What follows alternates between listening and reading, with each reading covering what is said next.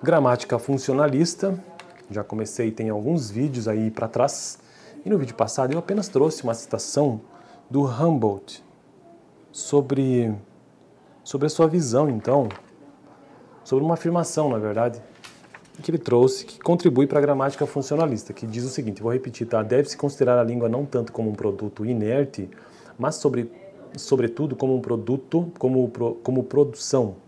Deve-se abstrair em maior medida sua ação designadora de objetos e mediadora da compreensão, remontando com mais afinco a sua origem, tão estreitamente unida à atividade interior do espírito e à influência que exerce a linguagem sobre esta e esta sobre aquela. Aprofundando, então, essa definição de língua, isso aqui é uma definição de língua, né, do Humboldt. Aprofundando essa definição, o texto diz o seguinte. Bom, mas antes de entrar nesse texto, deixa eu trazer uma brevíssima introdução. Aqui estou construindo uma playlist nesse canal sobre gramática, todas as gramáticas que eu consigo encontrar neste livro aqui, ó, Gramática do Português Brasileiro, tá bom? Do Ataliba de Castilho, que é um grande pesquisador, e este livro traz diversas gramáticas. Entre elas, a gramática funcionalista, que é o quê? É um conjunto de processos estruturantes na definição. Gramática, existe a gramática normativa, que é aquela que a gente conhece aí do nosso dia a dia, mas existem outras, 3 pelo menos, teorias linguísticas, basicamente organizadas em 4 grandes blocos. Então, língua como um conjunto de processos estruturados, ou seja, a gramática descritiva, que tem a maior preocupação em descrever a língua puramente. Língua como um conjunto de processos estruturantes, ou seja, a gramática funcionalista, de função. Língua como um conjunto de produtos e processos em mudança, ou seja, a gramática histórica. E, por fim, língua como um conjunto de usos bons, que é a gramática prescritiva também, muito próxima da gramática normativa de hoje em dia de normas, né?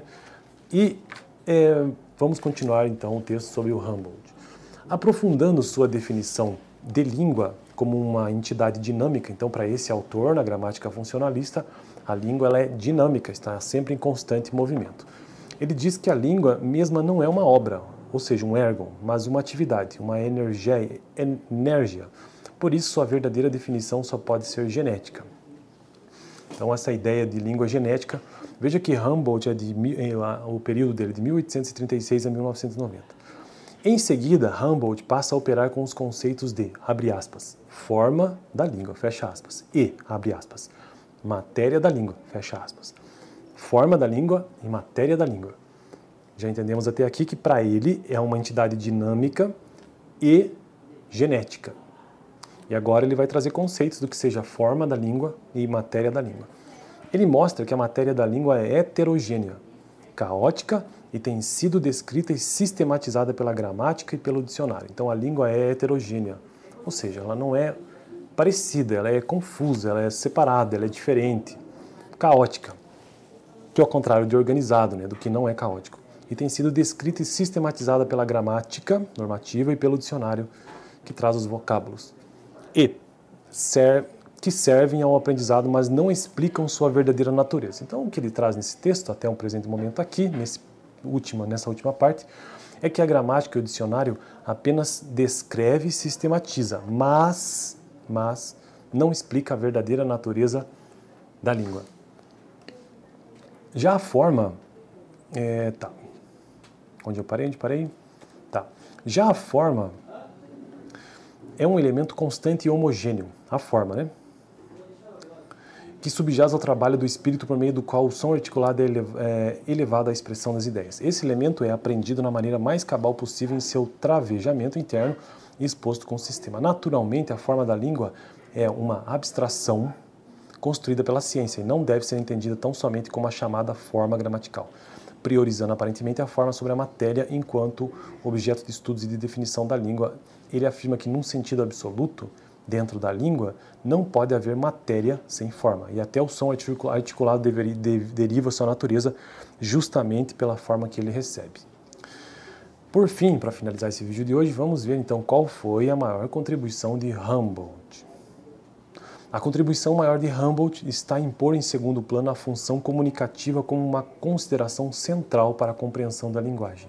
Então ele deixa a função comunicativa meio que de lado, não está em primeiro plano. Ele afirma repetidas vezes que a importância maior da língua está em permitir a construção de uma visão do mundo, em construir nossas experiências para que secundariamente possamos compartilhá-las com o outro. Daí ser ela uma enérgia, pois constantemente retorna sobre si mesma e se reconstrói. Bom, então eu finalizo por aqui, trazendo essa ideia. Portanto, que Humboldt, um importante autor da gramática funcionalista, traz essa visão de que a língua não é, em primeiro plano, comunicativa, mas sim como uma forma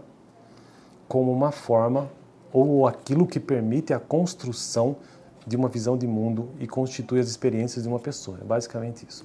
No próximo vídeo eu continuo a partir daqui, mas tratarei sobre Carlos Franqui. Acho que é assim que é a pronúncia do nome dele.